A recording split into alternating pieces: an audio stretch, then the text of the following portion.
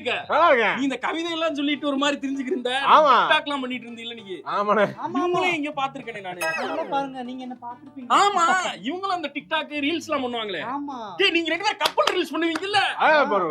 கரெக்ட்டா கண்டுபிடிச்சீங்க. நீங்க என்னையா பண்றீங்க? ஏங்க அவங்க கமெண்ட்ஸ்ல உங்களுக்கு அவ்ளோ கேர்ள்ஸ் ஃபேன்ஸ். நான் நல்ல வேளை நான் உங்களை கரெக்ட் பண்ணி கல்யாணம் பண்ணிட்டேன். இவரையா? ஆமா அவ்வளவு கேர்ள் ஃபேன்ஸ். அவ்ளோ கேர்ள் ஃபேன்ஸ். மூட நம்பிக்கைங்கிறது இருக்கலாம். அது அடுத்தவங்களுக்கு திணிக்கிறது ரொம்ப தப்பு. என்ன மூட நம்பிக்கை?